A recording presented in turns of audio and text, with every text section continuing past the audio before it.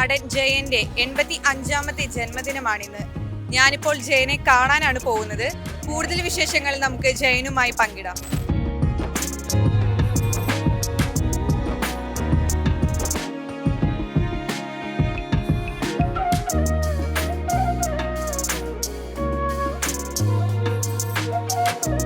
ഇതാണ് ഞാൻ പറഞ്ഞ ജയൻ എന്ന നടൻ. 4 വർഷമായി ചേട്ടൻ ജയന്റെ വേഷം അണിഞ്ഞുകൊണ്ടിരിക്കുകയാണ്. അപ്പോൾ എന്തുകൊണ്ടാണ് ഇങ്ങനെ ജയനോട് ഇത്രയും ഒരു ആരാധന തോന്നാൻ കാരണം?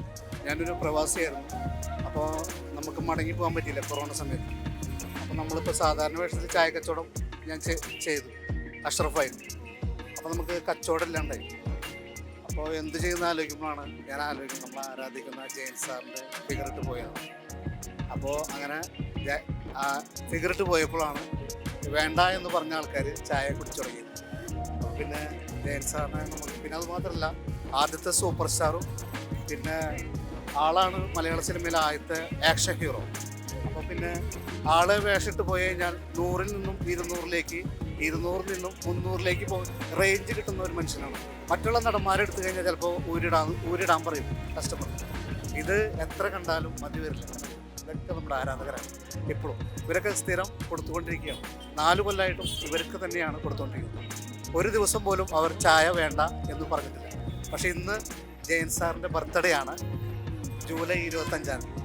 അപ്പോൾ ഇന്ന് പായസമാണ്. ജയൻ സാറിന് ഏറ്റവും കൂടുതൽ ഇഷ്ടമുള്ളത് പരിപ്പ് പായസമാണ്. പിന്നെ ബ്രെഡ് ഓംപ്ലേറ്റ്, ഇതൊക്കെയാണ് ആൾക്ക് ഇഷ്ടം. അപ്പോൾ ഇന്ന് പരിപ്പ് പായസമായിട്ടാണ് വന്നിരിക്കുന്നത്.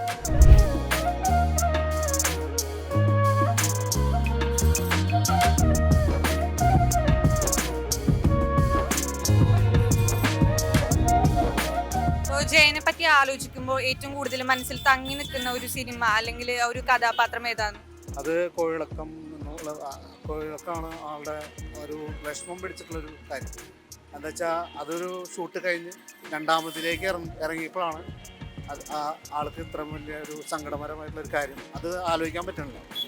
പിന്നെ അദ്ദേഹത്തിൻ്റെ ശരപഞ്ചരം, അത് നമുക്ക് ഊർജം തരുന്നൊരു പടം തന്നെയാണ്. ഒരു കുതിരക്കാരനായി വന്ന് ആ കുതിരയുടെ മുതലാളിയാവുന്ന ഒരു സീൻ. ഇപ്പോൾ ചേട്ടൻ ഇങ്ങനെ ഒരു വേഷം ചെയ്യുമ്പോൾ ചേട്ടൻ്റെ കുടുംബം എല്ലാം ഇത് അംഗീകരിക്കുന്നുണ്ടോ, സപ്പോർട്ടീവ് ആണോ? ആദ്യം ഞാനിങ്ങനെ പോകുമ്പോൾ ഒരുപാട് ആൾക്കാർ എന്നെ കളിയാക്കിയിരുന്നു. പിന്നെ ആ കളിയാക്കൽ നമുക്കൊരു അംഗീകാരങ്ങളായി മാറിയപ്പോൾ വീട് നിറച്ചിപ്പോൾ ട്രോഫിയാണ്.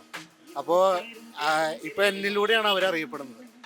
പിന്നെ നമുക്കിപ്പോൾ വിമർശനങ്ങൾ ഒരുപാടുണ്ടാവും. എനിക്ക് ഒരുപാട് വിമർശനങ്ങളുണ്ട്. ഞാൻ ഒരുപാട് വീഡിയോസുകളിൽ എൻ്റെ കഥ പറയും. എനിക്ക് എൻ്റെ കഥ മാറ്റി പറയാൻ പറ്റില്ല. ഒരുപാട് ആൾക്കാർ മോശപ്പെട്ട വർത്തമാനങ്ങൾ, അതൊന്നും നമ്മൾ നോക്കിയിട്ട് കാര്യമില്ല. ഞാൻ ഇപ്പോഴും ജയനായിക്കൊണ്ടിരിക്കും. ഇനിയും ഈ വേഷം തുടരുമോ? ഈ വേഷം ഇനി എൻ്റെ മരണകാലം വരെ ഈ വേഷം ഉണ്ടാവും. കാരണം എനിക്കും ഒരു ഹെലികോപ്റ്ററിൽ നിന്നും അങ്ങനെയുള്ളൊരു സീൻ ചെയ്യാനുള്ളൊരാഗ്രഹം എനിക്കുണ്ട്. ആള് ചെയ്തു വെച്ച ഒരു സാധനം അതെനിക്ക് പൂർത്തിയാക്കണമെന്ന് എനിക്കൊരു ആഗ്രഹമുണ്ട്.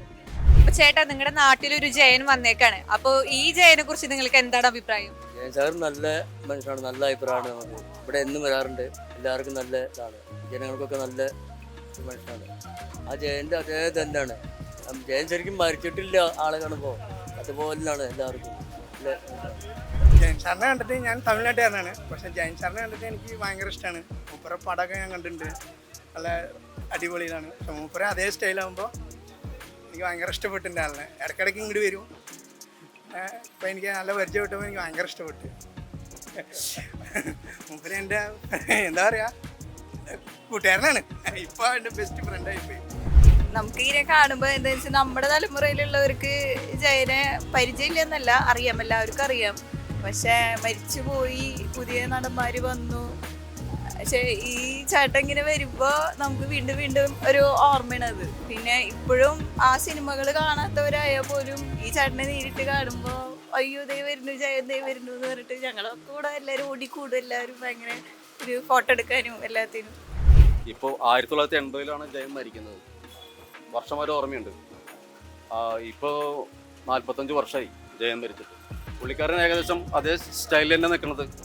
പക്ഷേ ഞാൻ വന്നപ്പോൾ കണ്ടപ്പോൾ അഷ്റഫിനെ കണ്ടപ്പോൾ പറഞ്ഞത് നമുക്ക് ഈ വണ്ടിയൊന്നും മാറ്റണം, ബുള്ളറ്റാണ് സൂപ്പർ. ബുള്ളറ്റിൽ അഷ്റഫ് വന്നിറങ്ങുമ്പോൾ ആ ജയൻ ശരിക്കും ഓക്കെ ലുക്കാണ്. പക്ഷേ അഷ്റഫ് എന്നോട് പറഞ്ഞതെന്ന് വെച്ചാൽ, ചേട്ടാ അത് നമ്മുടെ കച്ചവടം ചായ വണ്ടി കച്ചവടമാണ്, ബുള്ളറ്റ് പറ്റില്ലെന്ന് പറഞ്ഞു. സംഭവം എനിക്ക് ബുള്ളറ്റിനൊക്കെ വരണമെന്ന് ആഗ്രഹം ഉണ്ടായിരുന്നു. പക്ഷേ നമുക്ക് സാമ്പത്തികം ഇല്ലാത്ത കാരണം നമ്മളിപ്പോൾ എൻ്റെ കച്ചവടമാണ്.